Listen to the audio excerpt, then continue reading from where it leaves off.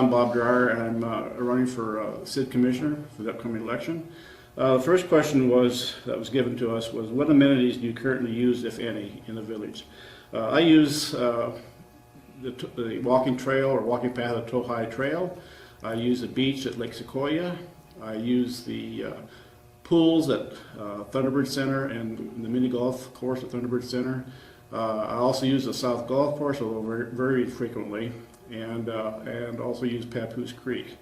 Unfortunately, the mini golf course and the pools at Omaha Center are not functioning at this time. From our current amenities, what would you consider the highest priority for repairs and upgrades? My highest priorities would be to try to fix those amenities that could be done quickly, cheaply, and easily. And those would be the mini golf courses and the playground.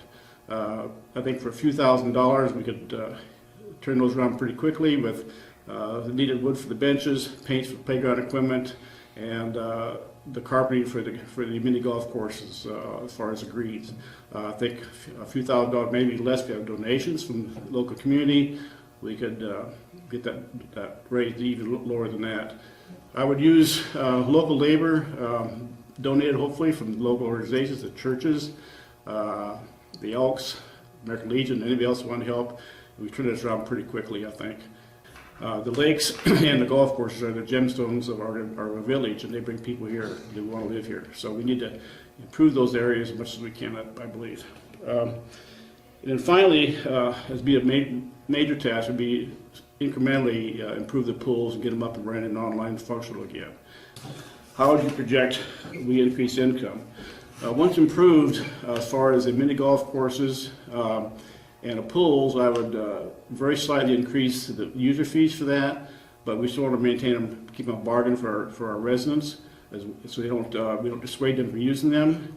I would then also look at perhaps installing metal tamper-proof donation boxes at the walking trail Tohai, at the playground, and at the beach over at Lake Sequoia. I've seen these used in the past in previous communities. They're very effective. People are more willing to donate a buck or two to help defray the cost.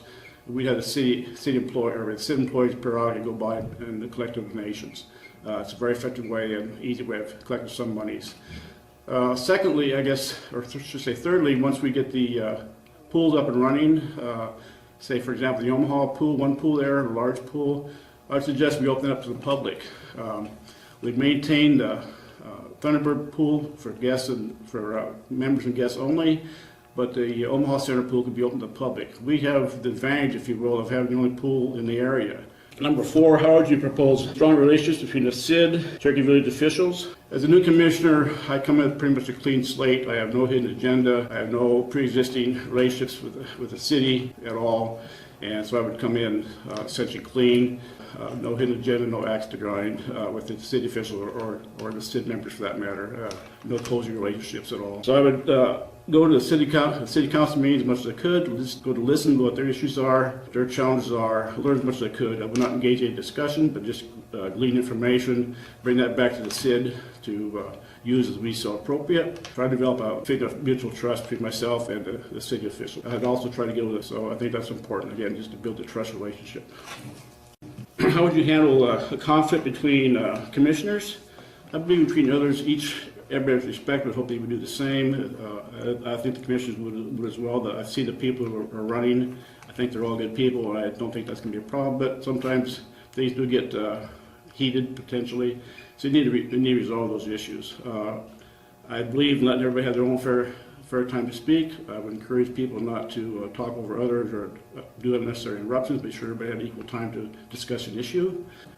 I found also in the past, in my experience, that a sense of humor does a lot to dampen a tense moment. And I'm more than willing to make fun of myself, but I never make fun of the commissioner. But I would use that. I have a somewhat witty sense of humor, I guess, and sometimes that's effective in resolving that conflict. And then finally, I guess my 20 years as military, 6 years as commander, I had to resolve conflict between my employees, supervisors within my organization and other organizations. So I think generally I have a lot of experience in conflict resolution, and I'm adept at doing that. I think it's a God-given talent that I happen to have. Thank you for listening, and I appreciate your vote and your support.